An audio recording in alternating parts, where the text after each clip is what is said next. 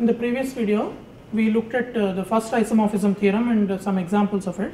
So I'm going to, before continuing today, I will recall for you what is the first isomorphism theorem. What is the first isomorphism theorem? It says that if let phi from G to G prime be a group homomorphism. In this case,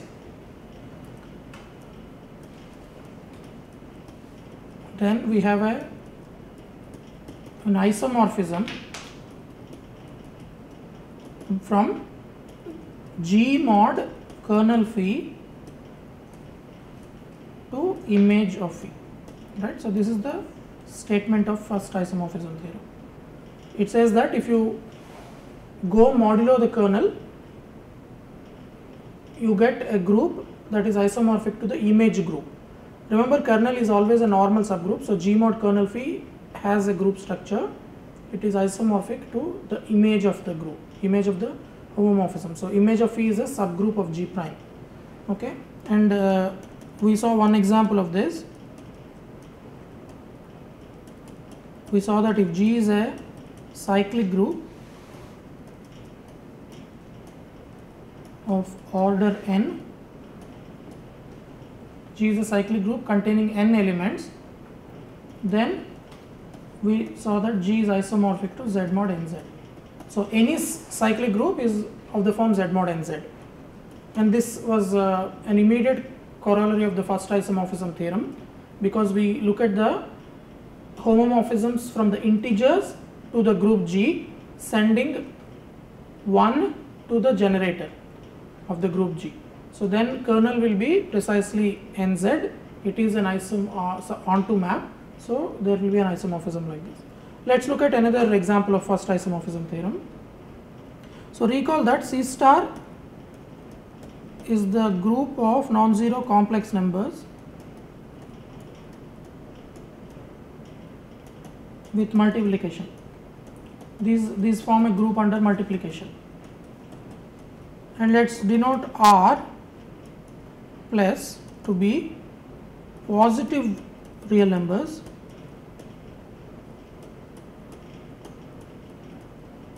also with multiplication.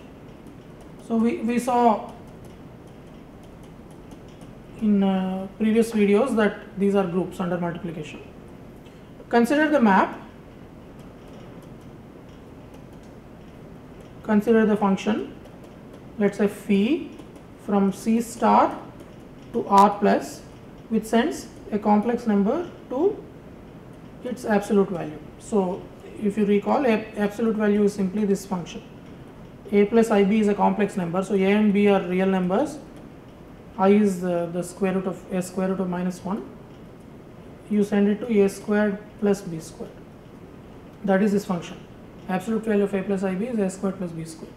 So in order to see what the first isomorphism theorem has to say about this, let's look at the kernel of this map.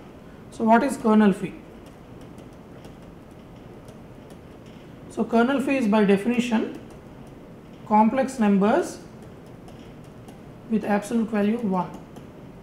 Okay, so if you represent complex numbers in the plane, so this is the R real axis and this is the imaginary axis, right? So this is the kernel phi. Kernel phi is simply the unit circle denoted by S1. So this is the set of elements, complex numbers, which have absolute value 1, the unit circle around the origin. That is a kernel phi. What is the image of phi? So image, remember, phi is a function from C star to R plus, positive real numbers. If R is a positive real number,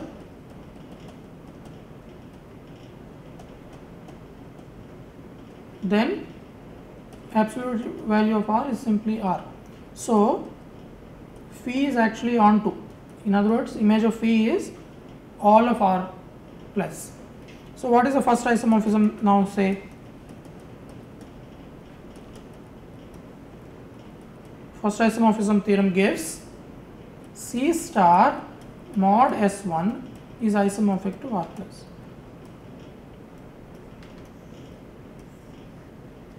Okay, so the first isomorphism says C star mod S1 is R plus. Okay, so you should spend some time to think about this example, and this will hopefully help you with understanding quotient groups. So this as group, so C star mod S1 is the set of left cosets, right? What are left cosets? These are, so this are left cosets of S1 in C star. So these are of the form Z S1 Z in C star. That's simply the set, right? And on this there is a group structure. Remember, of course, that C star is an abelian group, so every subgroup is normal. And in any case, S1 is a kernel of the kernel of a group homomorphism, so it's normal. So think of this, the group C star mod S1 as it is the left cosets of S1, but think of them as circles of varying radii. Okay, so you have a radius 1 circle, that is S1, radius 2 circle, radius 3 circle, radius 1.3 circle. So, and if you think about this, if you take all such circles, the radius will be a positive real number. So you take all circles of positive radius, the cosets can be represented by those positive reals, and hence we have an isomorphism like this. Because if you have all cosets, they are represented by simply the radius, because cosets are simply circles of different radius. So and they are represented by positive real numbers. So that is a slightly intuitive explanation of this isomorphism. Okay, one more example let's do. This is something that you have seen before. Remember, GLNR is the group of invertible n by n real matrices. Consider the map from GLNR to R star, non-zero real, the determinant map. So a matrix A goes to determinant of A. Because A is invertible, determinant of A is non-zero and it's a real number. So it's in R star, and it's certainly a group homomorphism that we have remarked earlier. DIT is clearly onto also, right? Because you take any real number, positive non-zero real number, you can construct a matrix with that determinant. For example, you can just take a diagonal matrix with that number being that one of the entries and all other diagonal entries being 1. So this is easily seen to be onto. What is the kernel of determinant? This is the group of matrices in GLNR which have determinant 1. We call this SLNR in an earlier video. So first isomorphism theorem gives GLNR mod SLNR is isomorphic to R star. Okay, so this is also a consequence of first isomorphism theorem. So in general, if you want to prove statements about quotient groups or solve problems involving quotient groups and isomorphisms involving quotient groups, immediately you should think of first isomorphism theorem and the other two isomorphism theorems that I will do later in this video. One remark I will make before I continue with second isomorphism theorem. Let's say that G to G prime is a group homomorphism. Then G mod kernel of phi is isomorphic to a subgroup I mean, this is exactly the statement of, this is an immediate consequence of the first isomorphism theorem, because first isomorphism theorem says G mod kernel phi is isomorphic to the image of phi, which is certainly a subgroup of G prime. So G mod kernel phi is isomorphic to a subgroup of G prime, and hence G mod kernel phi, I will write it like this, can be identified with a subgroup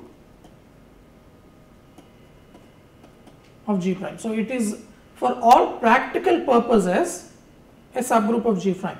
So we usually think of G mod kernel phi as simply a subgroup of G prime. Okay, so sometimes it's useful to think of G mod kernel of phi as a subgroup of G prime. In particular, if kernel of phi is just E, which is to say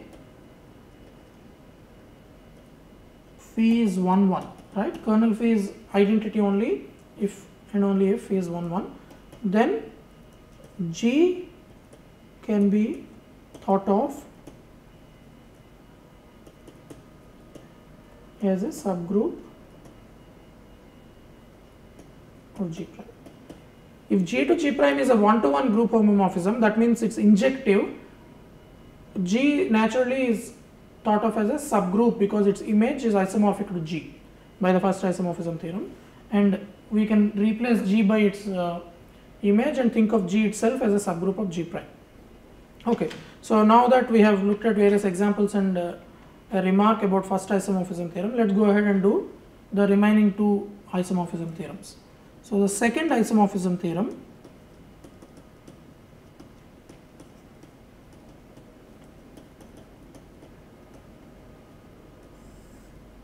says the following: let G be a group, okay, I am going to consider two subgroups of G. Okay, let H and N be two subgroups of G. Assume that N is normal in G. Okay, so I am not assuming anything about H other than that it's a subgroup, but I am assuming that N is actually normal subgroup of G. Then the second isomorphism theorem says that H intersection N, okay, so it says several things. So let me, maybe I should write them as separate statements. Then H intersection N is a normal subgroup of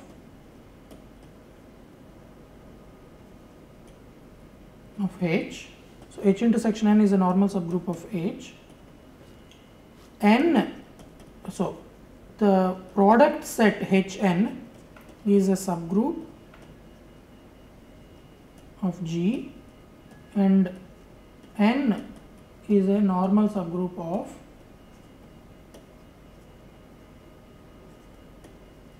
Hn. And finally in 3 we have H intersection H modulo H intersection N. By 1, H intersection N is a normal subgroup of H, so this is a group. By 2, N is a normal subgroup of Hn, so I can consider this. Okay, so H mod H intersection N is same as Hn mod N. Whenever you see in books statement about second isomorphism theorem, this is what we usually refer to as second isomorphism theorem. The statements 1 and 2 I wrote here are simply needed to make sense of the third statement, right? Because H intersection N, it needs to be a normal subgroup of H to talk about the left hand side group. Similarly, Hn needs to be a group and N needs to be a normal subgroup of Hn in order to make sense of right hand side as a group. So this is again group isomorphism. I have been using this symbol to always denote group isomorphism. Okay, so let's prove this quickly. It's not difficult at all. Okay, so statement 1, we know that H intersection N, so what is the meaning? So certainly H intersection N is contained in H. It's a subgroup obviously, because H intersection N being a intersection of groups, it is a subgroup. This is very easy exercise because identity is in H and in N, so it's in H intersection N. If two things are in the intersection, they are both in H, so their product is in H. They are both in N, so their product is in N, so their intersection is in their product is also in the intersection. So this is a very easy exercise. In order to check that it's a normal subgroup, what do we have to check? So let us choose H in capital H and N in H intersection N. Okay, so this is we need to check that. We need to check that H N H inverse is in H intersection N. Right, because this is the definition of a normal subgroup. So recall, we say that H is normal in G. Definition: if G is in G, H is in H, then GH G inverse is in H. So you take something from the bigger group and something from the smaller group and consider this element. It must be in the smaller group. Here we are interested in proving H intersection N is normal in H. So we have to take something from H, something from the smaller group, and consider this element and show that it's in the smaller group. Okay, first of all note that H and H inverse is in N because H is in G, N is in N, and N is normal in G. Right? So this is because N is normal in G, that is a hypothesis. So we are given that N is a normal subgroup of G. So you take something in H, then it's obviously in G because H is a subgroup of G. So small h is in the group G, small n is in group N, and the element Hn and H inverse will be in N. On the other hand, Hn H inverse is also in H because H is in H, N is in H intersection N, which is contained in H. So H is in H, N is in H, and H is a subgroup. Note that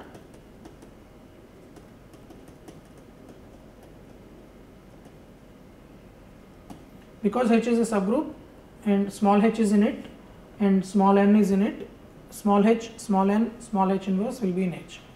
So these two things together imply that H and H inverse is in H intersection N. So as we needed, so Hn, so 1 is proved because H intersection N is a normal subgroup of capital H. Let's prove 2. 2, remember, says two things, two statements are made in 2. It says that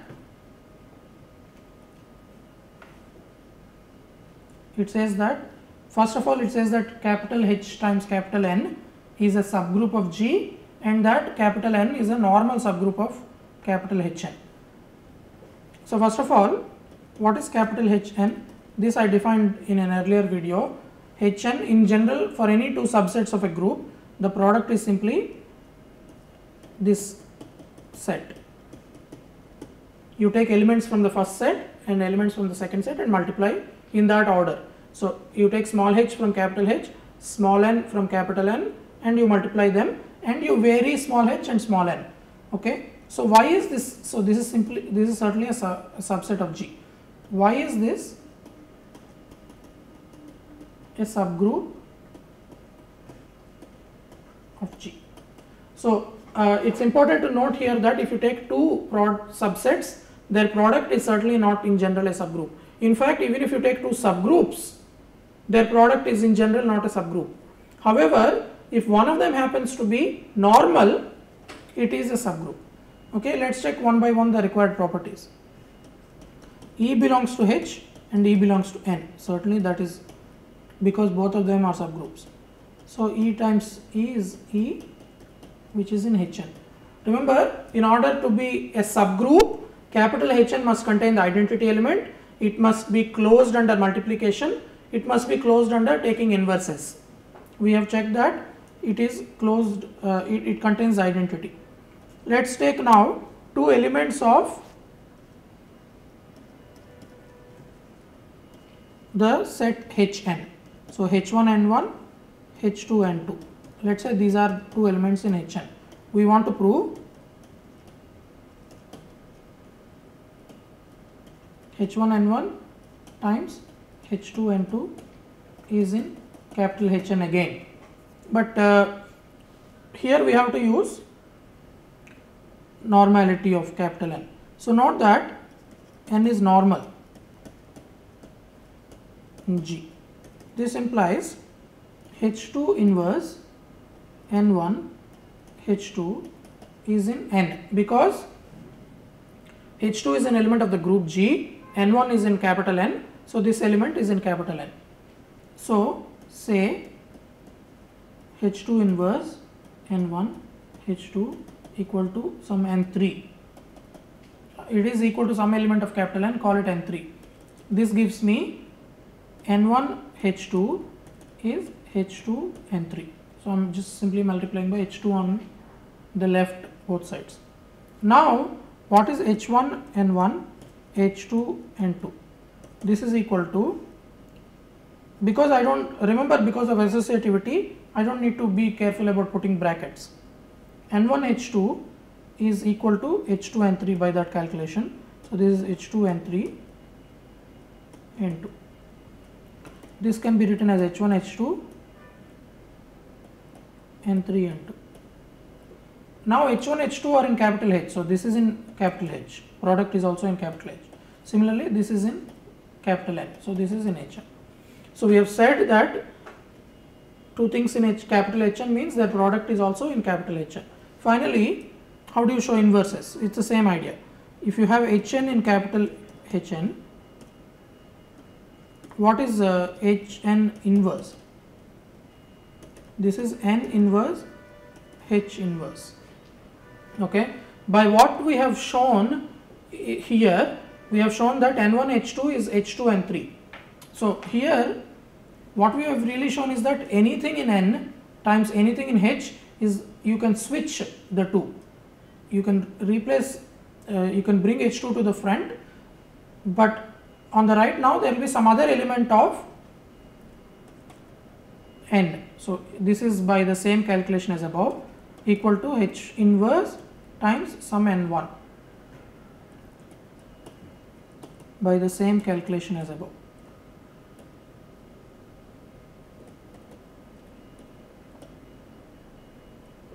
Okay, and this is in capital Hn. So the point that I want to highlight here, and this is the point we used above, if N is normal in capital G, then H and for G in G, Gn is equal to Ng. See, N elements of N do not necessarily commute with a fixed element, but as a coset they commute. This is something that we have seen I think before also, but this is exactly the calculation that we have done here. So something in N times G is G times something else in N. So this is the point that I would like you to remember, and that's what we have used. So Hn is a subgroup of G. So this certainly proves a part of the second statement of the theorem. And also N is E times N is contained in Hn, right? Because Hn is products of elements of capital H times elements of capital N. E is an element of capital H, so you have this. So N is a subgroup.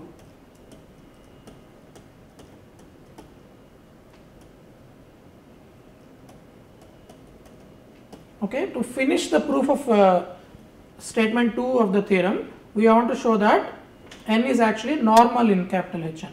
But that is obvious because N is certainly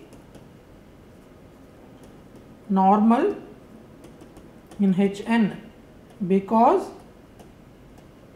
N is normal in even a bigger group, namely G. See, what is the picture now? We have N sitting inside Hn, sitting inside G.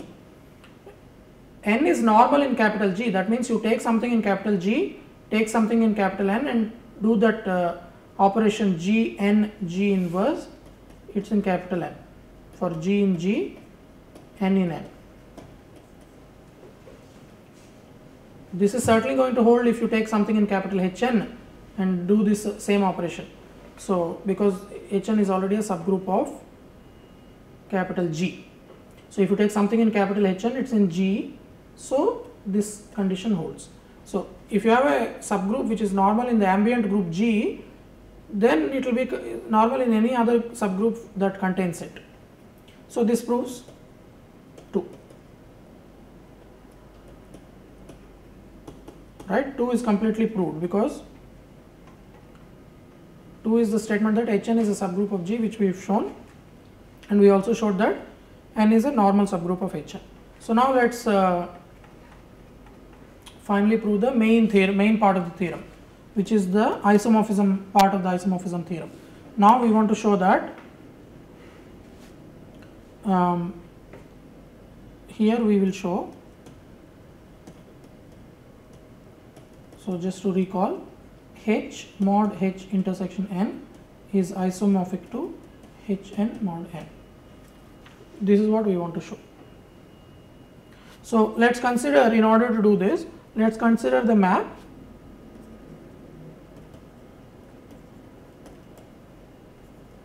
from H to Hn mod N. Let us call this phi. What is this map? Phi of a small h is by definition Hn. Okay, so this is the map. So, I want to first of all understand what this really means. Remember that, so if you take what is Hn, so note what is Hn mod N. What is Hn mod N? These are all elements, all cosets. So, note Hn mod N are the left cosets of N in capital Hn. So, these are elements of the form An, where A is in capital Hn. So, in general, this is the quotient, this quotient group An, where A is in Hn. But capital H is contained in Hn because of the, this is similar to in the previous part when we said N is contained in Hn. H is contained in Hn because identity is contained in N. So, we can talk of Hn. So, Hn belongs to Hn mod N if H belongs to H. Okay. So, this is the explanation for this. I am sending H to Hn and keeping in mind that small h is also an element of capital Hn. So, we want to claim that phi is onto and kernel of phi is H intersection N. Once we prove the claim, the theorem will follow immediately from the first isomorphism theorem. So, what is the proof of the claim? So, why is phi onto? So, in order to prove phi is onto, we want to show that anything in the right hand side is the image of something. So, let An be an element of Hn. So, A is inside Hn, right? So, A is an element of Hn, right? It's a left coset of capital N in capital Hn. So A is an element of Hn. So write A as small h times small n, where of course small h is in capital H, small n is in capital N. Now let's look at what is An. An is Hn n. So this can be written as Hnn. But what is Nn? Because n is in capital N, Nn is just Hn. So An is equal to small h times capital N. But this, remember, is phi h. So we have started with an arbitrary element of Hn mod n and showed that it is the image of something in capital H. So this implies phi is onto, right? So phi is onto, this much is okay. What is the kernel of phi? Kernel of phi is all elements of the group H such that Hn, so phi, the definition is phi of H must be the identity element. What is the identity element of Hn mod n? Hn mod n is the quotient group. The identity element is simply E times n. So this is the kernel, but this is equal to all elements small h such that Hn equals n, right? En is equal to n. So I am going to write it as things that map to n are the elements in the kernel. But what is Hn equal to n mean? So if Hn equal to n, I claim this is true if and only if H is in n, right? This we have seen when we discussed cosets. Hn equals n if and only if H is in n. Certainly so, because if H is in n, then Hn and n have something in common, so they must be identical. Any two cosets are either identical or disjoint. So if H is in n as well as H is in Hn, because H is H times identity, so they are identical cosets. On the other hand, if Hn is equal to n, certainly H will be in n because H is in Hn. Okay, so this implies kernel phi. So these are elements, so I am going to write it simply here, H in H such that H is in n. But what is this set? This is nothing but things that are in H as well as in n. So kernel of phi is simply H intersection n. So the claim is proved. The claim that phi is onto and kernel phi is H intersection n. Now the first isomorphism theorem says, so phi is a map from H to Hn mod n, phi is onto, kernel phi is H intersection n. So by the first isomorphism theorem,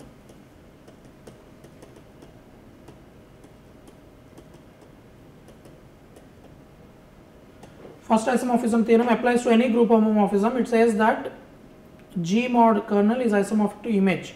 So in this case, image is all of this Hn mod Hn n, and kernel is H mod n, H intersection n. So H quotiented by H intersection n is isomorphic to H mod the kernel, which is H intersection n, is isomorphic to the image, which is all of Hn mod n.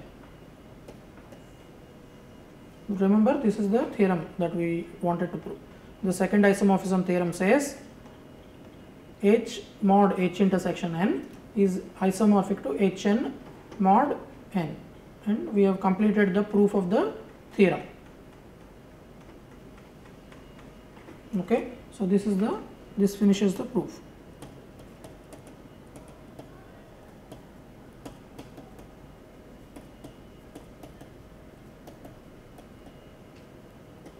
Okay, so let me stop the video here. In this video we've looked at some more examples of the first isomorphism theorem, and we've stated and proved the second isomorphism theorem. In the next video I will do the third isomorphism theorem. Thank you.